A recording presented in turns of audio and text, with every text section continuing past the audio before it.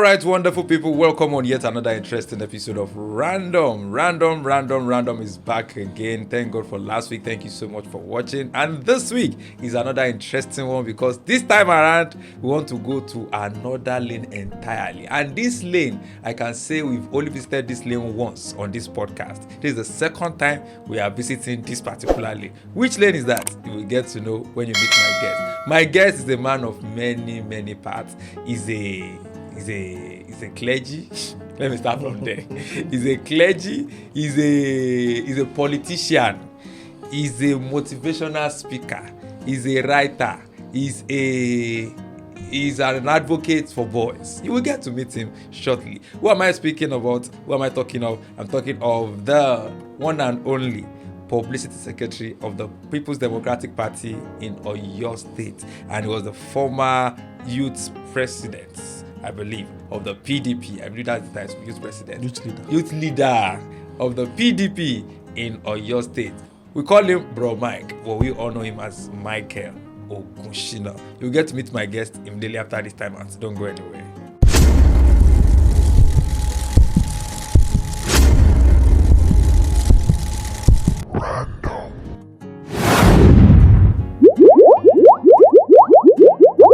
You're welcome on the show, Bro Mike. For Dababagwalaba. You're welcome, sir. Thank you for having me. You know, recently I went on Facebook. They were doing this 2016-2026 challenge. Then I got on Facebook and then I saw some pictures from 2016. And then I got to realize that was exactly when we met. Yeah. Exactly 10 years ago. 10 years ago. It's so funny how a lot of things could have happened in 10 years. Wow. Looks like yesterday. Just like yesterday. I introduced you as a clergyman. I know maybe you are surprised. Maybe some people that are watching us are surprised because we met in a church. Yeah. And in that church, you have always been active. Everywhere that I've known, you've always been active. And even in that church, you were active. And what would have thought this man that I'm looking at in the next 5 years, he will be heading a parish. But now you're heading a parish, but not in church. So how does it feel? How do you do it? Transitioning from, I don't want to say transitioning, or let me say evolving from church, from gospel into politics, because it's like oil and water. No, you cannot evolve. So this is it. And the word is not evolve. I think the word is, how do we ensure that we do all of these things? And none of it is, we're doing everything very well. So I like to speak the fact, because young persons might be listening to us and they are saying, I love Jesus and I want to do politics. In my situation, my parents are not politicians. They don't like politics. You know, my father is not. He thinks that we are two politicians. You know, our character. My father does not. You know, and my parents does not. So I'm like the first person in my family to say I want to go into politics. If I growing up, I wanted to be a pastor. Interesting. I didn't want to go to politics. So. No, not me. I didn't want to. I just wanted to serve God. And at some point in my life, I wanted to be the youngest pastor in CAC. Wow. Yeah. To tell you how I was very careful. Like I said, when I met you, you because I remember. But you see, I've come to really understand that one prayer I prayed, I know I prayed when I was much younger, is that God, my entire future is in your hands. When you give God your lifetime, He will take care of you. That particular song. And that's it. So what I did was I allowed God to say, God, decide my life, decide my future. I didn't force anything. In fact, if I tell you my interest in politics, it would be very interesting. Actually, I'm very interested because I'm trying to see, because ordinarily when you see a young person in politics, the normal what's it called now? The normal thinking of anybody is that his parents are in politics. So for you to now tell me that your parents are not even politicians, they don't have any idea. So how did you? So this is it, right? You see, before I went to the University of Ibadan, I actually went to the Polytechnic Ibadan. Okay. And while in the Polytechnic, like you said, I've always been an active person. I was active in class, very active in class. Because I'm active in class, I was recommended for positions, departmental positions. As God would have it, I ended Poly Ibadan as a member of the Students' Union, an influential member of the Students' Union government. Yeah? I was a leader in the Students' Union. And after that particular session, I didn't want to do it again. I just felt like, the way I was active in the Students' Union, I was also active in CAXA. That's the CSC Student Association. Very active, you know. And I'm sure that maybe one of the reasons I didn't become an ESCO in CAXA was because I was doing student politics, which I'm okay with. Until date, I still have great deal of respect for our leaders in CAXA. I love them so much. I love CAXA so much, so I have no issues. Now, so after that particular thing, I went to Lagos to work. And one day, I was going through Facebook. It was those days of Smile. You know Smile Model. I was checking through my Smile Model. I was working at the Bond Great International, let's say, publishing company in Lagos. A reputable international company in Lagos. Very beautiful company. And I enjoyed my time with them.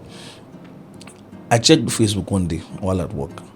And then I saw my friends that we went to school together. Many of them, they were already in... I saw some doing village outreaches. They were posting pictures of village outreach. I saw some posting campaign. They were political campaigns. Because you have friends on both divides. Of course, I have friends who are friends, you have church. And then I felt like, and this is me in the office. I felt, nah. You know when they say that I became uncomfortable with the environment of office. Naturally, I'm not an office person. So I felt, no, I have to. So I told my guy, and thankfully enough, it was a father. He didn't agree at first because I'm an active person, even at work. Yeah, definitely. So he didn't agree at work, but after further conversation, allowed me to actually do it. And thankfully, when I came back to Ibadan, so I decided, which one should I do? Village outreach or politics? So I said, okay, let's go and think about it. I went to pray, and this is very important. I don't do things because they are popular. All of my friends that I can call friends, they were in the APC with Ajimobi. All of my friends that I can call friend, they were in the APC with Ajimobi. So naturally, one would have expected that. So that I can easily be integrated. You know, I have a lot of respect for a lot of persons in the APC. In fact, when I was in Getsemani, I was in the youth leadership of Getsemani Prayer Ministries. One of the persons that I respect in the youth leadership then was Teti Badamosi. She's currently the SH to the President of Youth Initiative. Wow. We were in the fellowship at the same time. Wow. You know, so I just have people in the APC. Then she was SSA Community Relations to Ajimobi. So if I had gone to APC, I would easily be integrated. But I knew that no, this isn't. I didn't like the APC that much. So does that I didn't like Governor Ajimobi. I just wanted to go to another party. Will I be right to say you are one of those politicians that still believe in ideology? You know, we have no. Don't say ideology. Okay. Because for me, the Bible says that, and I'm sorry I'm quoting scripture. Please don't be sorry. You have free to. So the Bible says that you hear a voice saying behind you, this is the way walk in it.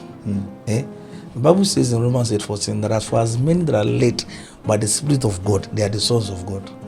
Now I want to pray at Ikoyi Mountain in Ikire, and that particular prayer, I saw it in the dream that Governor Seyi Makinde was being sworn in as governor for Oyo State. Wow. As I said, there was no problem. That's the governor of the state. So there was no question of who will I support again. I just went straight to the Seyi Makinde camp. And when I got there, people thought, a lot of persons spoke to me and said, Michael, don't. And that particular time, let me just say it, I have a great deal of respect till now for Adelabu Adebayo. I till now, and I don't want to say more than that, but I love him so much and I respect him so much, right? So, but I knew that Seyi Makinde was going to be the next governor, so that's what I have. So once I joined, and you see, I remember that when I became, and at some point, I was the state youth leader and acting PRO of the PDP. I remember that the day my leaders announced me as the acting state PRO, I was confused. I was like, youth leader is a lot of job on its own. It's a lot of stress. You now had the PR of the ruling party. That is two very enormous responsibilities that I have to handle. You know what I did? So I was at home one particular Sunday, and Sean Fakorede, former commissioner for youth and sports, posted that Pastor Jimmy Tewe was going to be in town for a conference. So my house, when I saw it, I didn't want to go, but I felt, let me go. And I was still questioning my heart, why am I? Because I became youth leader when I was less than 30 years. So I was in my early 30s. After I should become youth leader and PRO. Okay. So I didn't even know. So I went to Jimmy Tewe. I went to a particular conference, MOF 21. He said plenty things that day. Believe me. Jim Dale said plenty since that day. But the only thing he said that stayed in my heart was that if you're a believer, your elevation is not a promotion, it's a positioning. It's God positioning you for influence. And I remembered, sir, that when I became, this message was on my Facebook to date. One of our fathers in faith in the land, Bishop Kwale Alabi, is in Ogbomosho. He's a son of Baba Joe Alabi. Okay. He's an evangelist by excellence that God is using mightily in Ogbomosho. When I became a politician, when I saw that I became youth leader, he sent me a message on Facebook. He said, Michael, God does not call people to become politicians. He raises them when there's a need. God does not call people to become politicians. He raises them when there's a need. So the way God has actually orchestrated my journey in politics, it shows that God has a particular agenda. And this is me simply following God's leading. So, for example, let me explain to you. My leader, in politics, we have leader. Me, I have leader. I have. Seyi Makinde is my godfather. Seyi Makinde is my, after Governor Seyi Makinde, I have Alhaji Wasiu Adeleke. In fact, my first encounter with Alhaji Wasiu, he sent me out of his office. I was just doing PDP media then. You know, the media was very weak for the PDP then. We were just doing PDP media. And then sent us out of the office. But we kept going. And he kept giving assignments. We're doing it. And today, God has given us very beautiful access to him. I'm one of the closest persons to him today. Beyond politics, is my father, Alhaji Wasiu Adeleke, and I love him so very much. You know, so what we now share is beyond politics. So if today I can go to sleep because I know that there's somebody somewhere that will advance my interest, Alhaji Wasiu Adeleke, and my responsibility is just to be loyal, and I'm just loyal. Do you get it? So the way God orchestrated, okay, so me, I'm a Christian, right? Exactly. I was about saying that but the person God has allowed to look for, but the person God has allowed me to ride on his wings is Alhaji. In fact, a practicing Muslim, for that matter, that does not joke with his Islamic tenets and faith. So how are you guys managing the religious differences? No, see. Let me explain something to you. What is critical? Jesus Christ said that of all these things, love is greatest of all. Love. If you understand how Jesus Christ works, if you understand how faith works, if you understand how God works, you'll be less critical. And for that, I have operated in very sophisticated places. By the grace of God, I have worked in very sophisticated places. I have worked very brilliant mind. The only places that we allow religion define our activities is only when our leaders want to use it as a tool to divide us for political gains. In the real sense of things, when these leaders sit down, politics is not at the front burner. In this country, we voted for a Muslim ticket. Abi? Yes. They are Christians, they are pastors. They are saying that no, Tinubu must continue. And they know it's a Muslim ticket. Do you get it? Yeah. So and Nigerians listen to me. Politics, religion is a tool. And our leaders know how to deploy it to their own advantage. People that, and for me, I respect people's opinions and faith the same way they respect mine. I'm not one of those that believe that should not eat easily. We are starting Ramadan today, 18th of February 2026. I will buy a Ramadan gift for people. They will buy for me. I will buy for them. This Christmas that we went to, I bought things for people for Christmas. People bought for me. Ilaya is coming. I will buy ram for people. If you're from the Southwest, you'll understand that every family in the Southwest, you have both Muslims and Christians. There's almost no family that does not have both. So what is important is that I respect people's opinion. For me, Ilaya, if I file my stomach in readiness for Ilaya, because I know that's Ilaya, I will not only eat meat, I will come home with raw meat.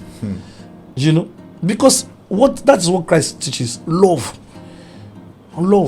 In 1 Corinthians 13, Bible says that if I speak with the tongue of angels, if I sing with the tongue of angels, and I don't have love, I don't have anything.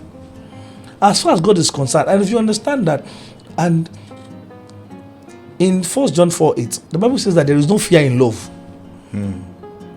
Perfect love casteth out fear. I'm not scared to deal with my Muslim friends. I don't. My personal assistant, his name is Mutiu. And very loyal, very committed, very responsible. Lamb. Do you get what I'm saying to you? I have people who are close to me who are Muslims. If Alhaji Osadoleke can trust me to advance my interests, and knows I'm a Christian, what should do? And if that we don't align on religion does not mean that we don't align on every other area. I was listening to a particular interview by a fashionable recently, and then we were saying that Muslims call Christians unbelievers, Christians call Muslims unbelievers. Which believer are we talking about here? What are we believing? What are we believing exactly? Do you get it? So if you don't do deep reasoning, you will allow some of these semantics that is being promoted by political charlatans to let me tell you, believe me sincerely, at the top, religion is at the back burner. At the top. You see those tribal, ethnic, religious issues, they are the grassroots. That's where they fight it out. In the real sense, nobody cares if you're a Muslim or a Christian. Nobody actually really at the top. What is important is that can you do the job? Can you deliver on our mandate? And everybody's fine. So how are we dealing with it? We have a very good, and this is the truth, we have a very beautiful father-son relationship. Do you get it? With me and Alhaji Osadoleke and so many of them. We have Alhaji Akim Aziz, the peer to the governor, phenomenal, fine gentleman, my leader, my excellence. If you think I speak well, if you think I've learned how to, because people look at me and say, Michael, you've learned political communication, you know what to say. I want to say it. And that is because I watch Alhaji Akim Aziz. You know, people that will move you, bring you closer and say, no, Michael, no, don't say that. Next time, when you want to write this, use this way. This one. I tell people that it will be difficult for Mark Zuckerberg to suspend me on Facebook. Because you know the do's and the don'ts. I know how to track. I understand. I know how to make my opinion, how to say my opinion. But not necessarily, if I want to drag you, I can drag you without mentioning your name. And by the way, don't forget that I did play art in school, so I understand euphemism, I understand literature. I understand irony. I also understand metaphor. I know how to say. Are you an art student? Yes, I am. Definitely. So I know how to say unpleasant things in a pleasant way. You know, that's euphemism. So I know how to. You also use metaphor to express my opinion. You know, and at times when I just go all out and mention your name and say what you are doing makes no sense. What you are doing, like you always do to Wegmolere. And believe me, over the years we've been able to build a name in this state. Yeah, that God has helped us to build. That today, and this is for Christians that are watching, that will probably watch this. Let me tell you, if you know that you are a Christian and you have the Holy Spirit, please, the Holy Spirit is not meant for yourself alone. It's not for yourself alone. Try as much as possible to reach out. See, God, the Holy Spirit is not an advantage. It is the advantage. Let me get that. It's not an advantage. It is the advantage. One of the privileges you have as a carrier of the Holy Ghost is that you know things that people don't know. Like the dream you had. Because I could imagine you having that dream. That's just let me tell you, you know things. When Jesus Christ was saying, when Jesus was going, he said, I'll bring you a comforter. And when he was taken about, he said, this particular comforter, he said, he will lead you, he will show you the things, he will show you all things. All things. Even the things, if you understand the Bible, Hebrews 1, the Bible says that in days long ago, God spoke to us through dreams, prophets, and vision. But these days, he has expressed himself expressly through his Son. If you know how God speaks to us, if you know how God actually directs us, you understand that people who have the Holy Ghost have the advantage in life. They cannot be completely stranded. They cannot. Because what the Holy Ghost does is that, I'm sure that if you're a Christian, you should not be arguing about the Trinity, right? Father, Son, and the Holy Ghost. So what happens is that God knows the end from the beginning. He knows how you'll end up. Is it not wise to carry balloon from the start? Because you know how things will end up. So I look at it and say, you do know people have called me to say, Michael, Alhaji Osadoleke, come to, I'll say, I can't leave Alhaji Osadoleke. No, I cannot. No, I cannot. You cannot understand. But me, I can understand. No. I am comfortable with relationship with Alhaji Osadoleke. Comfortable. You know? Okay, let me explain it to you. You'll understand it now. It was when I started working close with Alhaji Wasiu Adeleke, closely, that I actually understood that even before I was born, he knew my parents. And my parents knew him. It was a lot of time after we have worked, we understand that, oh, okay, this person is not only my political leader, he also has a relationship with my own people at home, my family, you know, and that's what is important. And if you understand how God orchestrates our journey, I look at young people who don't know how to pray, or who don't know how to part of the things prayer does is that prayer does not give you a dual advantage. Prayer does not give you a Prayer dual advantage. Yeah. Does not give you a dual advantage. What it does is that it gives you. Let me explain it this way so that you understand. If you're supposed to write a particular exam, and it's difficult for you to write a particular exam, what prayer does is that prayer puts you in a place where you'll be among those that write the exam. Your responsibility will not be to go and prepare for that particular exam. Do you get it? Prayer is creating the atmosphere. Sets you up. That's the word. Prayer sets you up for the kind of life you desire. Then you know how work it out.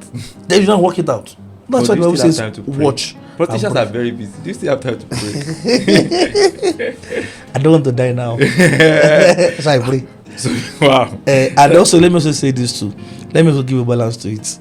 I understand that my work is quite very demanding.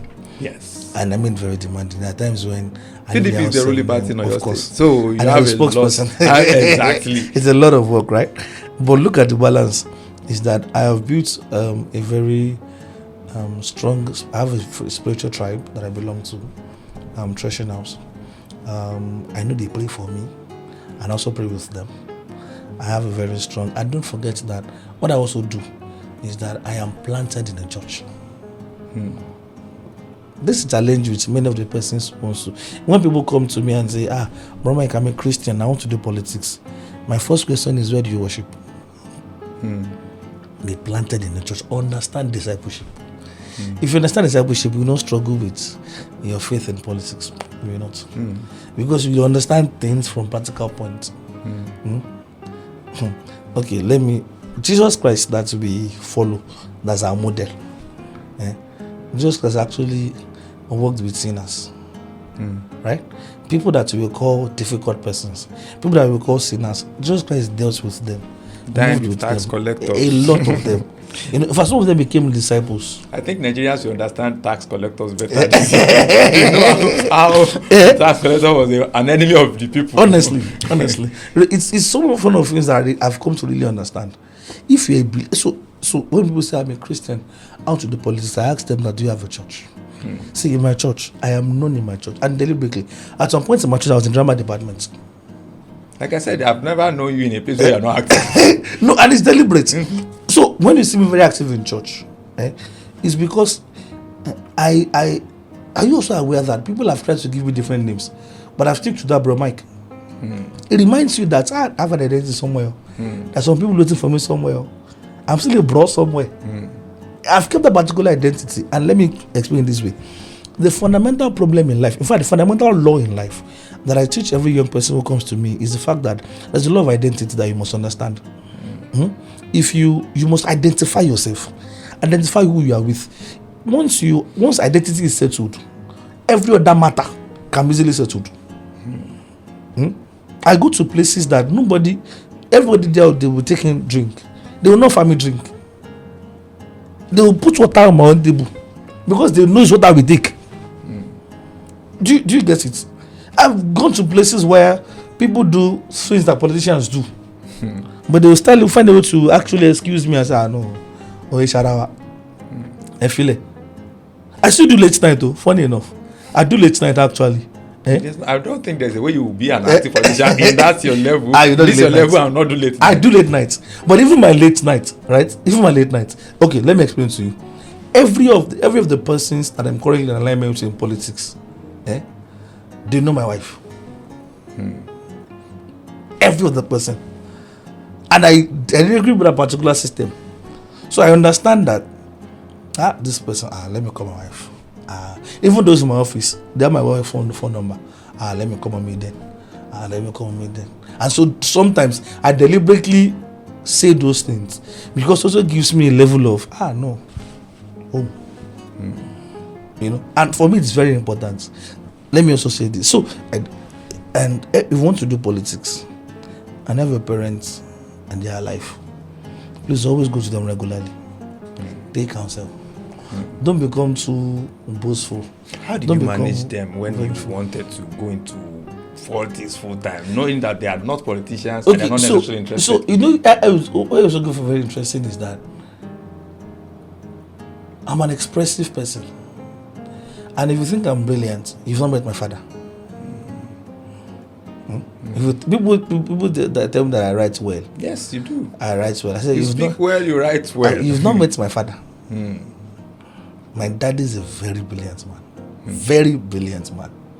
My mother is very, very expressive in words. Did you get it? So it wasn't a matter of, and because at some point, so I've never liked the idea of being a lawyer. I'm just considering that maybe I would do it sometimes in life. I don't like the idea of being a lawyer. But truth of the matter is that I've always wanted to be a mass communicator. I've always wanted communication.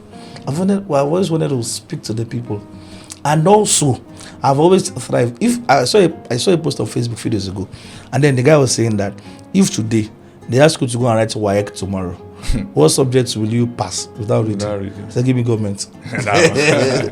Give me government. And some of my secondary school mates, St. Gabriel's, will listen to this podcast. They will tell you that I've always excelled in English language and government and literature and CRS. The core art subjects. I've always excelled in it. I've always excelled in it. English, government, literature. I can tell you my teachers, they're still alive. They will tell you English, government, literature, CRS. I've always excelled in it. I get one language. You know. So it was not. And the way we started, my daddy didn't know it was going to be serious. He just thought, I could follow meeting, youths come. Even though my dad does not like politics, he's a Nigerian, he's a patriotic Nigerian. So many of people look at me and say I have rich knowledge about First Republic, Second Republic, because many of the books about First Republic, even the ones that our fathers don't have, my own daddy has it. So I read Why We Struck from my father's library. I read Global Paradox from my father's library, Jonah Smith from my father's library. Many of the things that I know about First, Second Republic. So I grew up seeing my father buy Tell magazine. Right? I grew up seeing my father read those things. So those things helped us to build a deliberate political consciousness. And I've also always been an expressive person. I've always been popular or influential either in church or any other place that I find myself. So it was not. And the day I told my father that I really want to do this thing, it was like somebody went to me number that one time and said, for your son to be at this level, because till date my mother's shop was at Barimo Market, shop Moimiwa. You know, people. My mother sews. My mother sews. She sews well. All right. I said, for your son to be at this level, it will not diabolical. Because that is actually one of the beliefs that there is a level you can get to in politics if you don't put your hands in certain things. I can tell you for a fact that I have never bowed to any time from Jesus Christ. I have never, and I will never bow to anything apart from Jesus Christ. I will never, not in this life. I will never. Have you ever been scared? See, probably you had an altercation or somebody called you or you saw something. The word is not scared. The word is have I encountered something that shook my faith? I think that's it. I have in 2018. I want to do a primary election. Okay. In Lagelu Akinfara constituency. I don't want to mention their names now. And I conducted a primary election. And stuff happened. Internal party election. Stuff happened. You know. But the joy is that wickedness is real. Witchcraft is real. Power of evil powers are very real. evil networks, spiritual wickedness, very, very real. For that, but more real is the power of Jesus. More real is the power of prayers. I tell people that as long as I have my Bible and I can pray, I can survive anything. I can survive anything. Anything. See, what you did not get by what you get by prayer, you must sustain it by prayers. Right? I didn't get it because I can speak English. I didn't get here because I know people. Nah, far from it. I got there because there's a God in heaven answers prayer. By the mercies of God. And alone. So, and because I need to sustain a particular thing, I try as much as possible not to leave that particular place. Stay connected. Where it happened. Because the day you feel disconnected, that day you are gone. What you are doing is hard though. I'm going to tell you. Different encounters, attacks, but will be escaped like the bird out of the snare of the fowler. Wow, see, we can talk about this particular topic alone for the whole day, because one of the things that I've learned from you, that I've known about you, is that you are an avid reader. You read so much, and you are, like you have made mention, everybody that listens to you for the first time will know that this man is exceptionally brilliant. And that brilliance can't come from any other thing apart from studying and reading and all. And I don't know how to say this without sounding somehow. I don't think that is the same for an average Nigerian politician. Okay, so I've also had this. Let me tell you, sir. You cannot be a successful politician if you're not brilliant. Okay, maybe I should redefine my brilliance. You cannot be a successful politician if you're not brilliant. I have seen some politicians that are successful. To an extent, they are successful, because if anybody is an office holder, I believe that represents successful. No, I don't agree. Okay. If for example, I was a youth leader for 4 years, all right. In the structure that I led, I was the youngest. There are people in their 50s, 40s, and I became the leader when I was less than 30. But guess what? Till date, I still maintain a very good relationship with everybody that I led, and we are still cool, all of us. We're fine. Right? They say I agree that I'm their leader, even though we are no longer, that particular tenure is over. We don't have any issues. Right? Okay. Now, to manage people requires a lot of brilliance, a lot of intelligence, a lot of patience. Okay. Right? Now, and all of these things come from the place of wisdom. What is wisdom? Knowledge applied. What is knowledge? Know plus edge. Once you know, you have an edge. That is knowledge, right? Yeah. Now, that particular knowledge, that you apply that knowledge, is what is called wisdom. So the outcome of that wisdom is what people say, this guy is intelligent, is brilliant, is relational, is... Do you get it? If you look at what Governor Seyi Makinde is doing on your state, you'll agree that Seyi Makinde is very brilliant. Definitely. But that particular brilliance comes from somewhere, knowledge. It's also a very good reader. That is the balance. And believe me, I have sat down with very brilliant, amazing brains in this government. And even me, I say, So I was talking to somebody and said, I've read every book by the Carnegie that wrote out to influence and influence people. I've read almost every material by Malcolm Gladwell. I have. I don't want to say all, but I'm sure that I've read majority of the book by Miles Monroe. If I want to refuse, I want to be doing. I've read some Richard Templar works. I hope that I'll read more of it. How do you get time to do all this? How do you have the time? Okay, so let me also say this. The way my life is structured, is structured for effectiveness. See the way I'm very active during the day. It's same I'm active during the night. So let me give a concept to it. Once I get home, and I'm at home, sometimes 8:30, 9, 10. Once I get them like this, anything PDP, Oyo State government, no, they are done with that one. We face home. You know, and facing home means that everybody in the home, everybody's kids, they want to sleep by 11. And once they are done, okay, I have my time. So sometimes I wake up, and I'm not sure there's somebody in Nigeria who is a responsible man that's for 8 hours. I don't think that is possible. I read a book many years ago Was it a book? And then the person said, maybe a book or maybe I heard it somewhere. The person said, dream is not what you have when you sleep. Dream is what stops you from sleeping. Awake, yeah. So what I did was, so once I'm awake, once my eye is opened, up until recently, that now I now create time to do social media. My default thing I look for is either my Bible, a book I'm reading. You know, and these days too, I travel a lot sometimes, and if you know me, I'm a very funny person. I like solo traveling. I like to travel alone. So once I'm going, sometimes when I'm going, I play an audio book, right? And then sometimes, most Saturdays, if there are no political parties, there are no radio stations, I'll be in my house. I'm spending time on personal development. One thing I've also realized is that many persons don't like personal development. Many of us are public success, private failure. If your public success will last, it must also be a private success. So because your private success will actually show. So fuel. Will show your public success. When I look at people and I look at it and say, no, it is either this person is feeling at all, or you are not, you know. I'm not saying that I'm a perfect person. Sometimes I struggle. Sometimes I struggle. But like I told you, I just surround myself with very meaningful. I have a friend. We will listen to this, I'm sure. Fawabidemi. I say, okay, this is my friend for well over 20 years.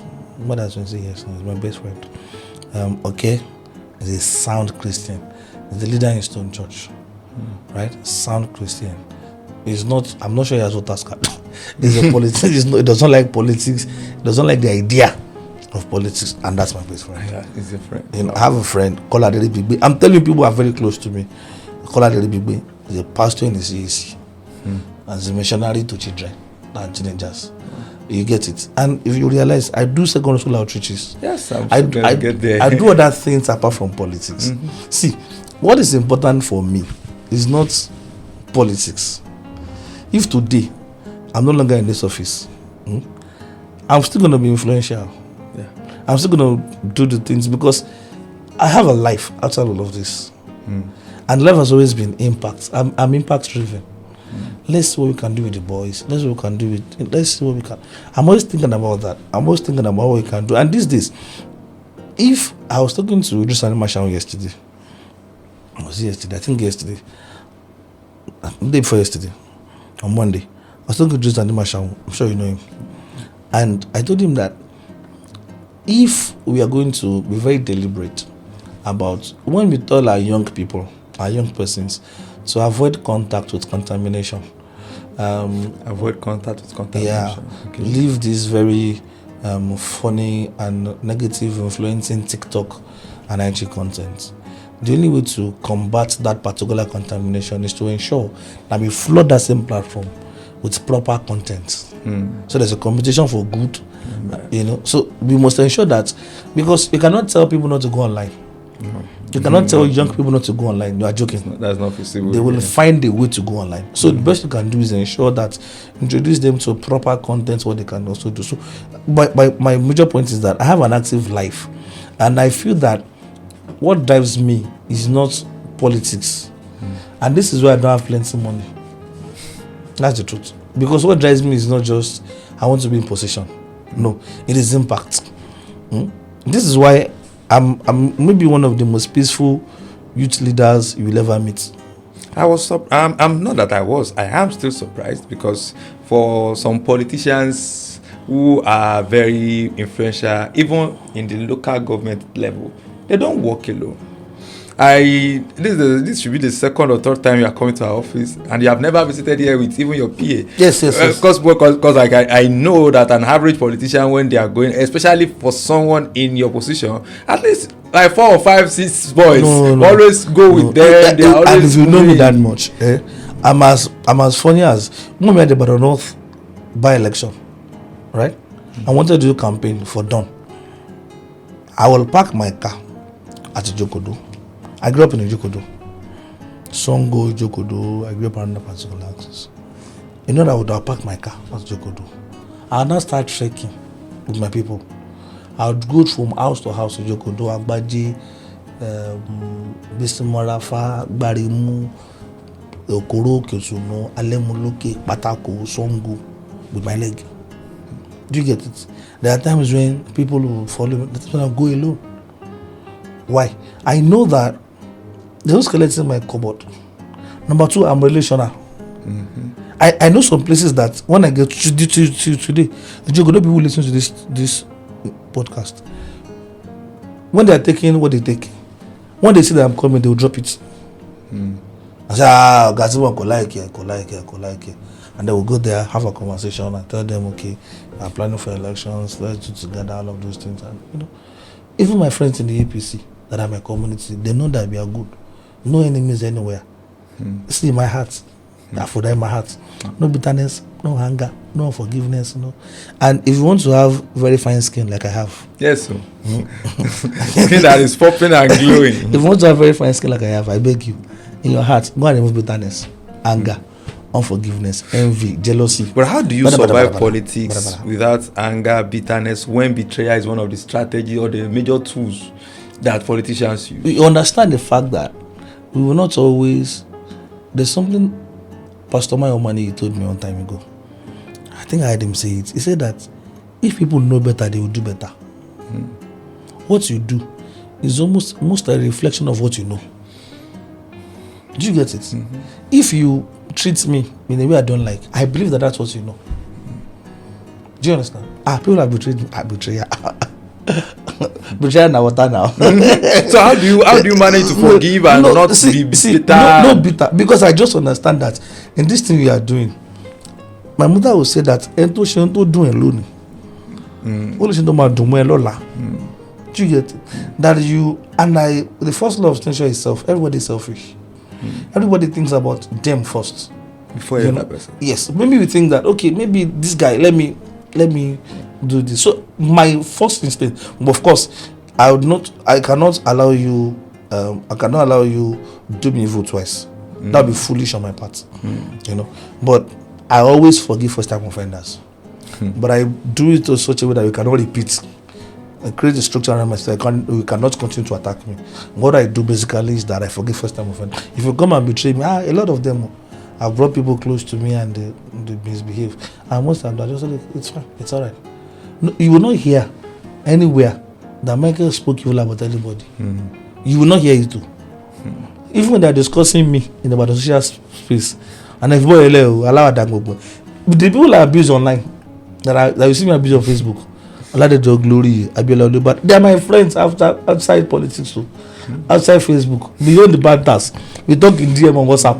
I say, so it's not for me. It's not, and this is why. One of the things I did was that I completely, in my heart, I got rid of bitterness completely, totally. And I tell God all the time, that God, I don't want to be bitter-hearted. I still want to be the very happy guy.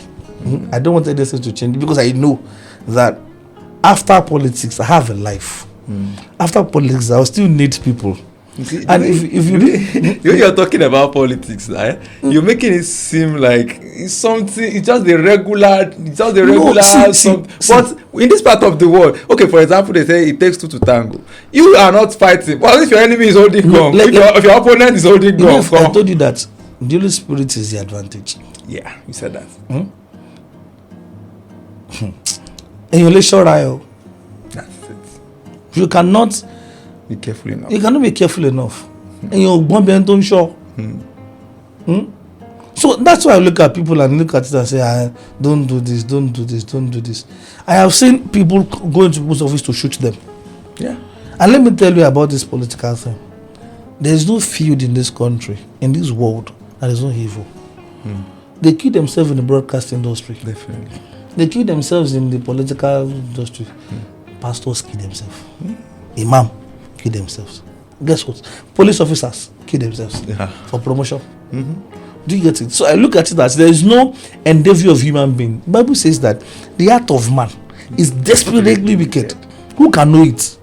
Human beings are naturally wicked. So you must understand that. And look at people that want to be great, that desire greatness, and they don't know how to have an altar. You are joking. You really want desire to be great, and you think you just be great like that? You're wrong. There must be something somewhere. And nobody, there was one meeting, there was one time we went for a particular meeting. I'll not mention the details. But I was greeting people, which is my style. I greet people a lot. I greet people and I realized that some persons wore things under their cloth. You know when you want to greet people and you hug them and you have, and I'm like, like Jagukriji, you know. But the truth of the matter, and that's why you cannot assume that everybody is like you. Exactly. You cannot. You don't have bitterness in your heart. You cannot. But, like Riley said, the heart of man is desperately. So we just so for that. So what I do? Psalms 91 verse 1. He that dwelleth in the secret place of the Most High shall abide under the shadow of the Almighty. He that dwelleth. I'm not the visitor. I dwell there. That secret place of the Most High, I dwell there. And there you stay. So that is why I am certain of God's protection. I request for it every day. Every day. Every day. Because there are so see, apart from the fact that people don't like you, there are people who, because they want to seek favors from leaders, they want to soil your own name to their advantage. And because we talk, they will listen to what you say. I say, boy, so that, so one of the things I do is that God, every radio station, that means you must have been praying a lot. Because you are a darling of all radio stations. You are a darling of, in fact, the last few days I've been on your time and just like, how many stations are you visiting? It's a lot. So I look at it as a God, emergency also. Because the major challenge with our position, their job is that you can misyan. For example, actually, for example, there are some words that, let me give you a practical example. During the 50 billion, 30 billion saga, okay, I wanted to go on hand. A student invited me. At that particular time, I just realized that I felt sick. Wow. At that particular time. Because if I'd honored stations, I would have said what is not the position of government. Because I've not been able to get through to government. Did you get it? I just felt sick. And they will hold you by the jugular. You said by the time I fully recovered, I will now have facts. That is the balance that is there. And that's why a young person is listening to me. I'm not going to be the spokesperson for the PDP forever. Maybe another person comes. I think the person before you was Akim Olatunji. He's not the chairman of Oli. Yes. Okay. So, truth of the matter is that you understand that apart from the fact that because this job is technical, you have to learn it. No, you cannot be talented into spokesperson of a ruling party. There are some words you must never say. You know, for example, the PDP, we are not in crisis, so we have some internal wranglings. My responsibility is to use my lips and my tongue to give hope to the party members that nothing is happening. Do you get it? So political correspondents have issues engaging me because I said, no, we don't have faction in PDP. We don't have factions. So if you hate knowledge, you cannot do my job.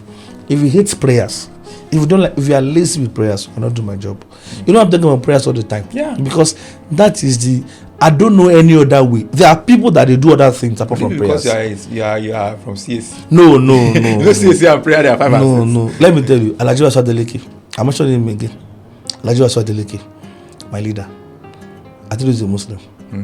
And if I will be a Muslim, I'll be a Muslim like him. Loving, kind, influential, nice, and very prayerful. Very prayerful in the Muslim way. Very prayerful. You understand it? Very prayerful.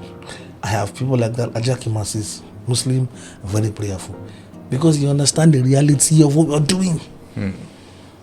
There are people that don't like the fact that you smile so much. How can you be happy? How can you have 40 billion? How can you? So you really must. And you know that this work requires emotional intelligence. Emotional intelligence. Okay, so there are times when I deliberately stay out of activities so that there are people who are aggrieved who want to, that's fine, express their views.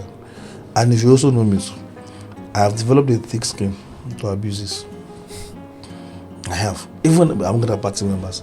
No, Michael, I'll beg and say, I'm happy. Because we will not always see things from the same perspective. See, after that, and this is one of the things that God has helped me to understand in life. You understand that not everybody will reason like you. Yeah.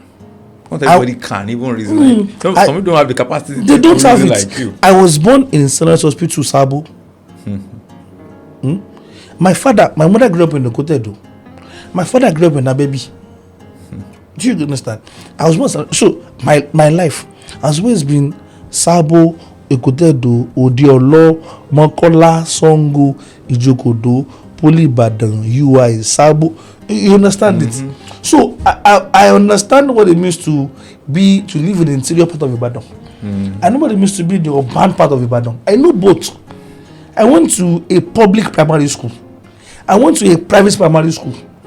I went to a public secondary school. I went to a state polytechnic that is volatile. I went to a federal university that is known for excellence. So I understand some of these things. Paul said, I know how to be abound, I know how to be abased. I know what to do when I have plenty. I know what to do when I don't have anything. So that you don't even know when I have plenty or I don't have plenty. But politicians always have plenty now. Politicians always have plenty now. One of our fathers, Dr. Sakabalogun, the current Balogun of Ogumosho land, said something that I will never forget. He said, perception in politics, perception is greater than reality. Yeah. The people that you think don't have plenty, they are the ones that have plenty in politics. People that think they have plenty, they are the ones that are actually broke.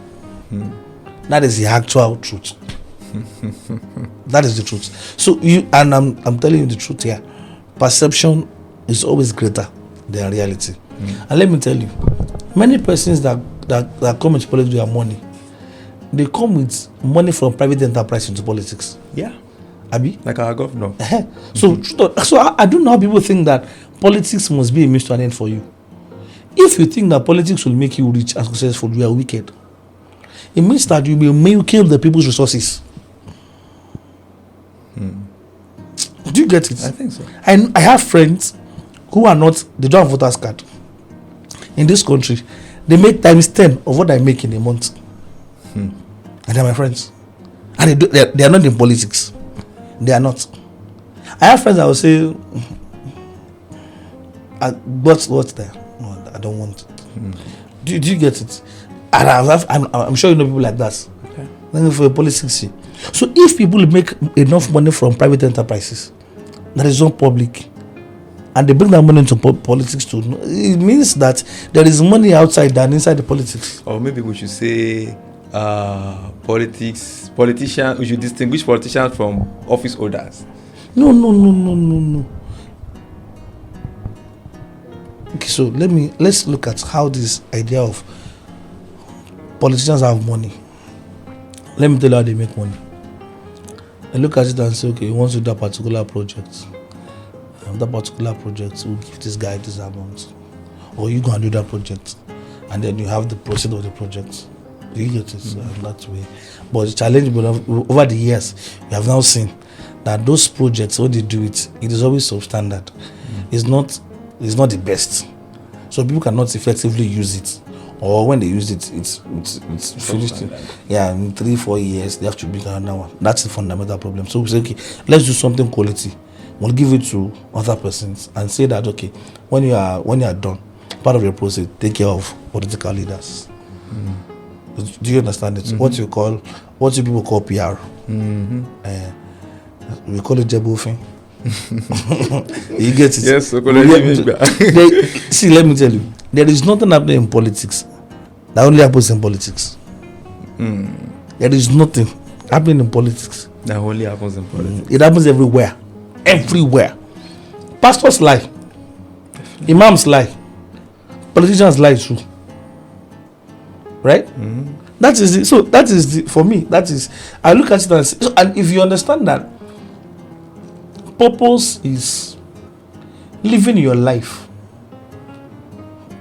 according to the way God wants it, you will gets in trouble less often. That is the truth. If tomorrow nobody can come out and say Michael has duped me of 1 naira, even aspirants that like to deal with party school, nobody can come and say Michael ti gba mi gbo promise me kiniko. No. And many politicians, no. The people that make politicians steal, they are the same people that complain that politicians steal a lot. Yes, I think I can relate with that perfectly. People that complain. So I go to a community and they say, I have a transformer. I know you that. Can you come? I'm some school. I was the freedom. Can you come? I'll say, Mama, you will shoot me. Owó tẹ́lẹ̀ fún yín kí n ti rí àṣẹ olóṣèlú ṣe lọ jalè ṣé tí máa jalè ẹ̀ ṣe pé fún mi ẹni sọ pé olóṣèlú ń jalè tó ń dẹ̀sọ̀ fún mi ni pé owó tẹ́ fẹ́ fún yín kí n lọ jalè wá kí n lè fún yín ni o kí n lọ gbá ọmọ yẹn wá kí n lè fún yín ni. That I won't do. Mo lè díẹ̀ o àfọ̀dá mo lè, but when it comes to money matters, when it comes to matters that can spoil your future, I feel that for that in the next 9 years, I have a 2035 plan. Yes, Governor. I just say by 2035, and I started this last year. It's going to be an election year. There is no way they will call youth in the next 10 years that will be part of it. It depends on the party. That's true. There's some parties you have had that their youth leader is something years. That's true. But for me, in the next 10 years, look at the same way we are remembering 2016 when we started. It's the same way we will remember 2026 and 2036.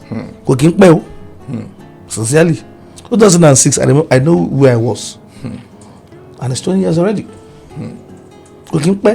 So in 9 years, and this is very reason, in 9 years, whoever Seyi Makinde is handing over to will use 8 years.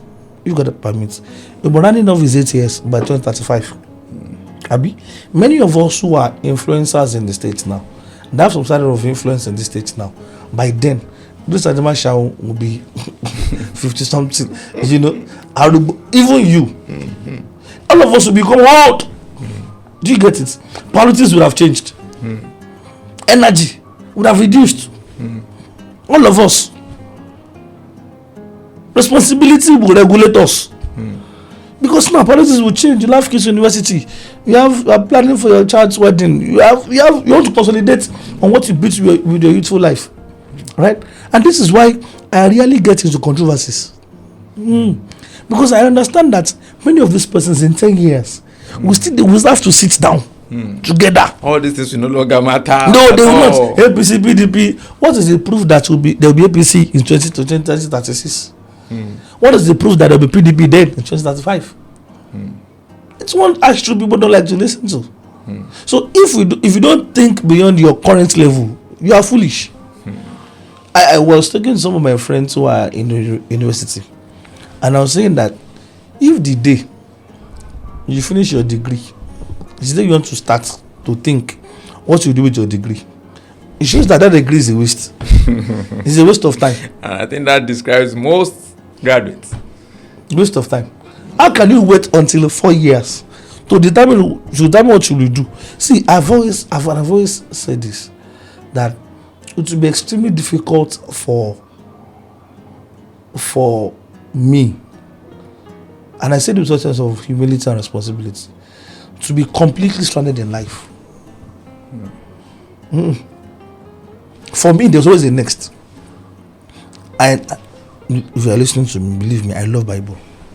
I think that if you understand and know Bible, you will understand life from practical points.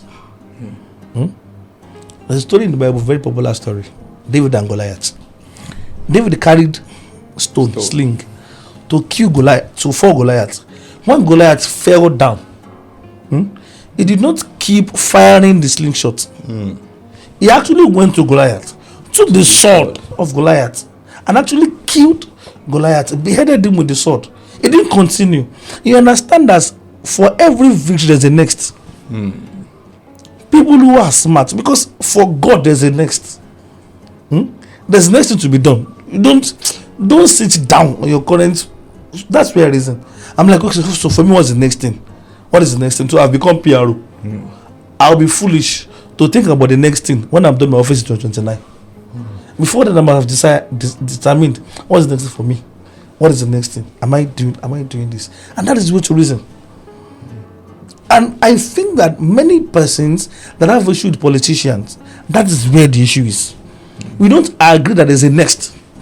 People have come to me to say, run in 2027. And I'm saying, I will not run. Well, till when? I will not run. Till when? But not 2027. Okay. I don't know if I'll run 2031, but I'm not running 2027.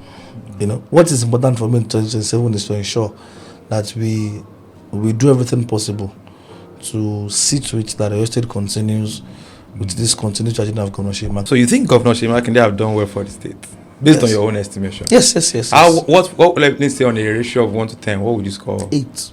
8. Okay. You know why? Why? Because number one, when I say that government sincerity,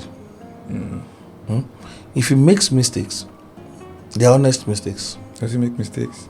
He's a human being, he makes mistakes. But I'm not There sure is the no party has ever perfect- come to out to say we made a No, mistake. Seyi Makinde has come to say it on Agbo shopping complex Okay. that we could have done better. Yes. This light-up issue. And he I has think come he to said say- something similar to about the environment Yeah, when he was yeah, appointed yeah, the commissioner. yes, That is yes. one of our Yeah. the side that we have not Yeah. really been able to. So that is it. And if he makes mistakes, they're honest mistakes. And for me, that is what is very important as a leader. One of the things I did while I was PDP Youth Leader was that I told myself that I'm going to be very accessible, I'm going to be approachable, and I'm going to be sincere with these people I'm leading. You know. So even when money issues happen, my people can trust me because they know that it's not like they know that I'll be So and I'm not always afraid to engage the people, to communicate with them. Because you don't have anything to hide. I have anything to If hide. you don't have anything to hide, you So don't- see, let me tell you, my brother, the major issue here is that Governor Seyi Makinde is too sincere. And I think if there's a problem that Oyo State, the opposition in Oyo State have, apart from the fact that they are lazy and unintelligent, but I think that this current opposition in Oyo State, they are the laziest set of opposition we've had in the state. Do we really? We were in the opposition too, and I know how you were in this state too. You know how much we engaged the Ajimobi government. Right? I was about saying that last election, it was as if Governor Seyi Makinde, it was as if they muted all opposition because opposition was barely almost non-existent. So the word is not even existent. The word is that many of the opposition they were with Governor Seyi Makinde. Kind of. Yes, A lot of exactly. them. I think because even let me come closer home now. Let me come to the media. We have a lot of media organizations in Ibadan. Last election, almost all the media houses, almost all endorsed Seyi Makinde one way or the other. So there was no platform left for the opposition to even say if they have a voice and they want to project it. They had little or no platform to do And that. if realized that has not really changed though. But I think they are. I think I'm seeing activities gearing up for So next I 2027. think what you're actually seeing is we will also start that one very soon. They are called pre-political season engagements. By the time the engagement actually starts, What you just said now just remind me of Premier League pre-season. pre-season. So they are winning pre-season Yeah, matches. pre-season. Wow. So by the time you are done with all of our pre-season, And the real league starts. by March, April, we are done. By April, May, and I will tell you, and I'm saying this with a sense of responsibility, that the current set of opposition in your state, they are the laziest, they are the most unintelligent. They have made my work extremely very easy. You said that. I think you have said that. I've heard you say that before. It's the truth, and it's the truth, because I'm like, what is difficult for you to do deep research?